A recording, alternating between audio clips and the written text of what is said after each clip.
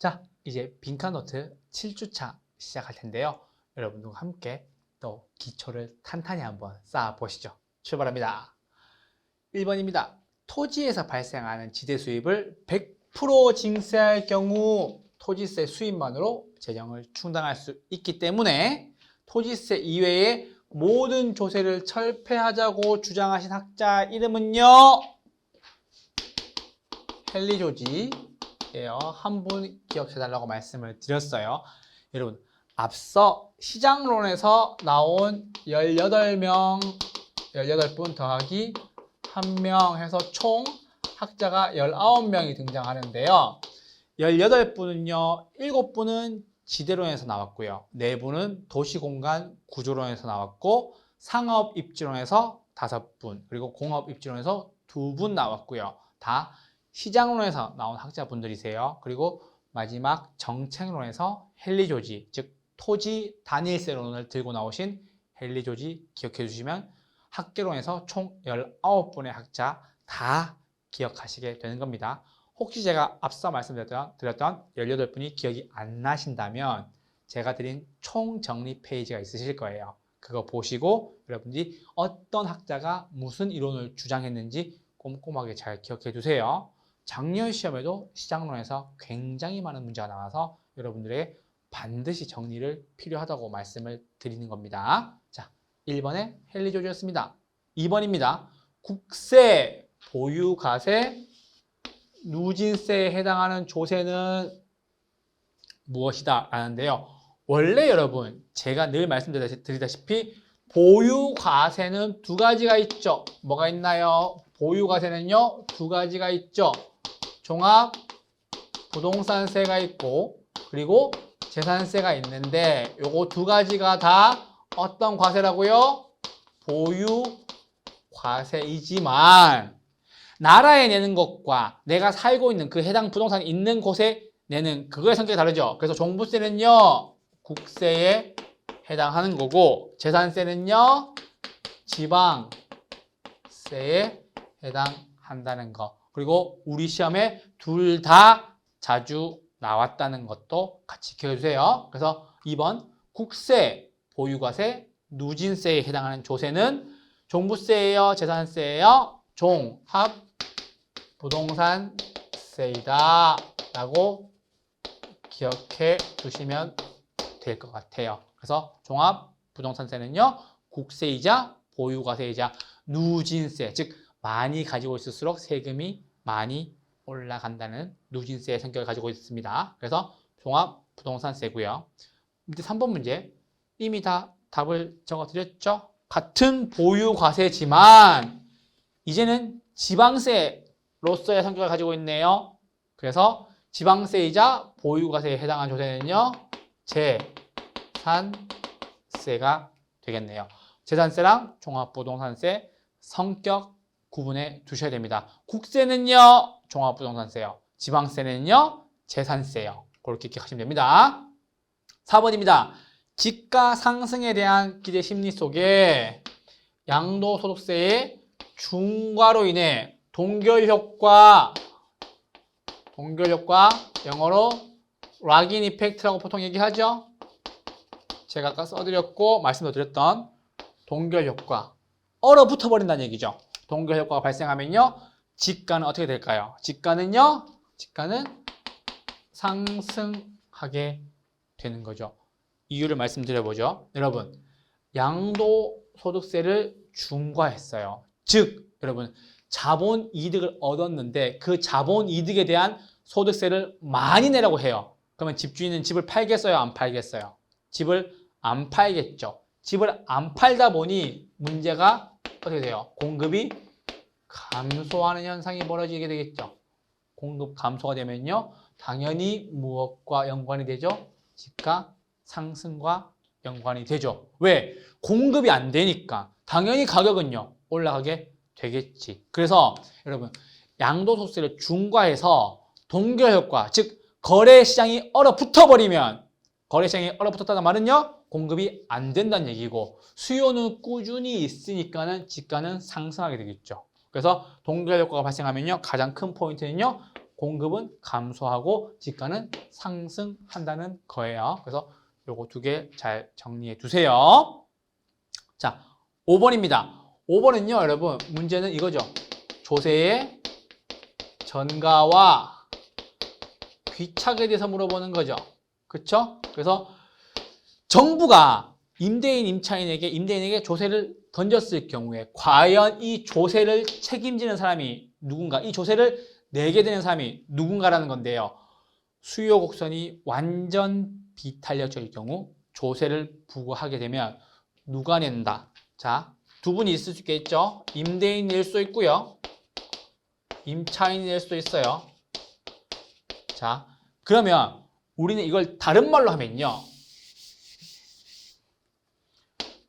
임대인인 공급자 그리고 수요자 이 두 분 중에 한 분이 내게 되겠죠. 그쵸? 공급자는 임대인이고 수요자는 임차인이니까요. 그런데 제가 조세의 전가와 귀착을 계속 말씀드리면서 수라고 말씀드렸죠. 혹시 기억나시나요? 그게 수요가 비탄력적이면 무엇보다 공급보다 비탄력적이면 누가 낸다고요? 수요자가 많이 낸다고요. 뭐를요? 조세를요. 그래서 제가 수라고 계속 말씀드렸어요. 그쵸? 그래서 여기 볼게요. 수요 곡선이 비탄력적이래요. 뭐보다? 공급 곡선보다요. 그쵸? 수요 곡선이 비탄력적이면 누가 내는데요? 수요자가 낸다라는 거죠. 그래서 수요 곡선이 비탄력적일 때는 수요자가 내는데 여기서 완전 낸다라고 나왔죠. 그럼 앞에도 완전이란 말이 나와야 되겠네요. 그래서 완전 비탄력적일 경우 조세 부과 시 수요자가 조세를 전부 부담하게 된다라고 정리해 두시면 되세요. 그래서 조세의 전가와 귀착은요, 여러분 딱 한 개만 외워주시면 돼요. 뭐요? 수비수. 요즘 김민지 선수 유행하잖아요. 그래서 수비수 하나만 외워주시면 됩니다. 그래서 수요 곡선이 비탄력적이면 수요자가 전부 부담하고요. 공급 곡선이 비탄력적이면요, 공급자가 전부 부담하게 되겠죠. 그게 답니다. 조세의 전가와 귀착 어려워 보이지만 요거에 대한 핵심만 잘 꿰뚫고 있으면요, 언제든지 문제 쉽사리 풀 수 있습니다. 제가 드렸던 그 표를 잘 기억해 두시면 됩니다. 아시겠죠? 그래서 수요 곡선이 완전 비탄력적인 경우 조세 부과 시 누가 낸다고 조세를요? 수요자가 다 낸다 라고 하시면 됩니다. 자, 6번부터 보실게요. 6번입니다. 정의 레버리지 효과는 지분 수익률이 총 자본 수익률보다 클 때 혹은 작을 때라고 나왔는데요. 여러분 보세요. 레버리지 효과를 한국말로 바꾸면요, 지렛대 효과다라고 할 수도 있겠죠. 그래서 이 지렛대 효과를요 보시면요, 정의 지렛대 효과, 즉 정의 레버리지라고 정의를 할게요. 효과가 발동할 수 있을 만한 조건은요, 언제나 지분 수익률, 총 자본 수익률, 그리고 저당 수익률 순서로 모양이 이루어지면 됩니다. 자, 보세요 여러분. 그러면 정의 레버리지 효과는 발생을 되려면 지분 수익률이 총 자본 수익률보다 커야 되고 총 자본 수익률이 저당 수익률보다 커야 됩니다.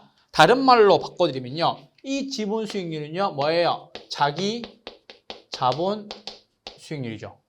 자기 자본 수익률이 뭐예요? 내 돈 투자했을 때 수익률 얼마 나오냐 이 뜻이에요. 총 자본 수익률은요, 내 돈과 남 돈 다 더해서 수익률 얼마 나오냐 뜻이고요. 저당 수익률은요, 단순하죠. 이거는 금리 혹은 이자율이라는 거죠. 그럼 여러분 보세요. 금리나 이자율보다 당연히 내 돈에 대한 자기 자본 수익률이 커야 정의 레버리지가 생기지 않을까요? 그런데 제가 계속 말씀드렸죠. 언제나 균형의 수호자, 즉 가운데에 늘 박혀있는 이 총 자본 수익률은요, 가운데 있으면서 지분 수익률이 클 때는 정의 레버리지, 저당 수익률이 클 때는 부의 레버리지 효과가 생긴다 그랬죠. 그래서 정의 레버리지가 생긴다 그랬으니까는 수익이 생긴다고요? 손해가 생긴다고요? 수익이 생기니까 지분 수익률, 총자본 수익률, 저당 수익률 순서대로 모양이 이루어져야 정의 레버리지, 즉 부동산 투자를 통해서 수익이 생긴다는 거고, 정의 레버리지 효과를 느끼려면 지분 수익률이 나왔죠? 뭐보다? 총자본 수익률보다 클 때 나타나죠. 그래서 빈칸에는 클 때라고 정리해 주시면 됩니다. 자, 7번입니다. 인플레이션으로 인해, 인플레이션 나왔죠? 인플레이션 핵심이 뭐예요? 인플레이션 핵심은 물가 상승으로 인한 화폐 가치가 어떻게 된다? 떨어지고, 그쵸? 대출자는요, 어떤 금리 선호해요? 변동금리 선호하고, 대출자는 변동금리 선호하고, 차입자는요, 어떤 금리 선호한다고요? 고정금리 선호한다고 말씀드렸어요. 대출자가 누구예요? 은행이나 금융기관들은 변동금리를 선호하죠. 왜?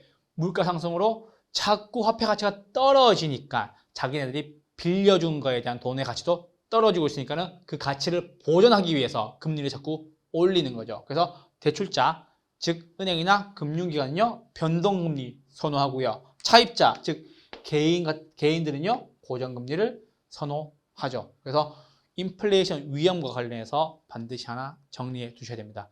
최근에 있는 현상들과도 굉장히 유사한 시사성을 반영하고 있는 지문이에요. 그래서 인플레이션으로 인해 차입자는요, 어떤 대출을 선호해요? 차입자는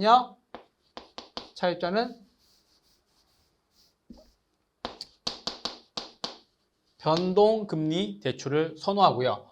대출자는요, 죄송합니다. 고정금리 대출을 선호하고요. 왜요? 개인이잖아. 그렇고 대출자는요, 어떤 대출 선호한다고요? 변동금리 대출을 선호한다는 거죠. 그래서 대출자는요, 이게 은행이나 뭐라고요? 금융기관들이니까. 그래서 그렇게 정리해 주시면 되겠습니다. 8번입니다. 부의 레버리지 효과는 부채 비율이 커질수록 자본 수익률이 어떻게 돼요? 부채 비율이 커져요. 돈을 많이 빌려왔어요. 그래서 자기 자본 수익률은요, 떨어지겠죠. 왜요? 부의 레버리지 효과라는 거 말 자체가 수익이 난다는 거예요? 손해가 난다는 거예요? 손해가 발생한다는 거니까 부채 비율이 높아지니까 자기 자본 수익률, 즉 뭐예요? 지분 수익률이요. 커져요, 작아져요? 당연히 작아진다는 거죠.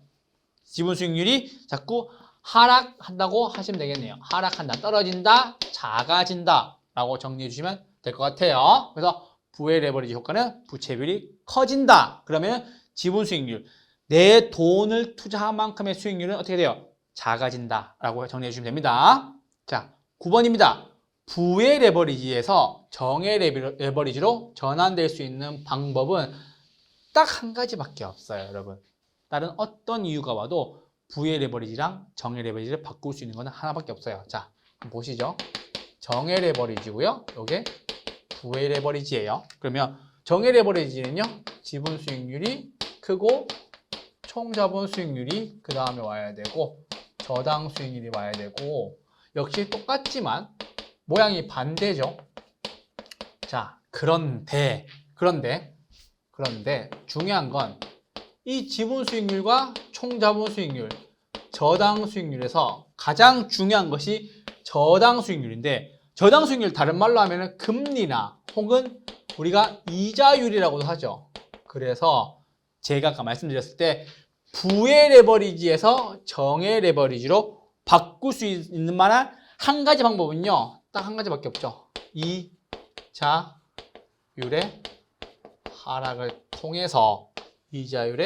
하락을 통해서, 손해 나고 있다는 상황을 수익 나고 있는 상황으로 바꿀 수 있다는 거예요. 그래서 부의 레버리지가 정의 레버리지로 바꿀 수 있는 단 한 가지 방법은요, 여러분, 이자율의 하락이다 라고 정리해 주시면 되세요. 그래서 다른 요건이 오면 하나도 성립되지 않고요. 반드시 부의 레버리지는 정의 레버리지로 바꾸기 위해서는 이자율이 떨어져야 됩니다.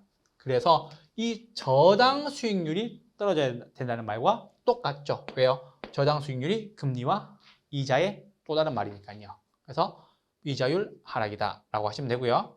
마지막 10번입니다. 요구 수익률입니다. 요구 수익률이란 해당 부동산의 투자로 인해 획득할 수 있는 수익률인데 기대 수익률과 구분해서 정리해 두셔야 되죠. 그래서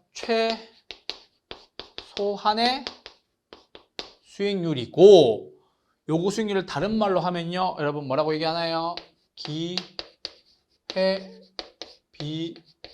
기회비용이다 라고도 이야기를 하죠. 그래서 여러분 마지막으로 정리를 한번 해드리면 요구 수익률은요. 무엇과 무엇으로 구성되어 있나요? 무위험률과 위험 할증률로 구성되어 있죠. 그래서 무위험률과 위험 할증률로 구성되어 있고 무위험률은요. 시간에 대한 대가죠. 시간에 대한 대가로서 무위험률이고요.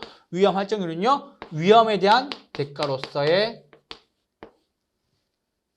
위험 할증률이라고 표현합니다. 그래서 요구 수익률은요.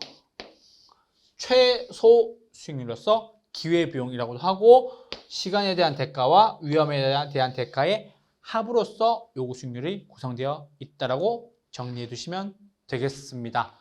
자, 오늘도 10개 지문 정리해 보았는데요.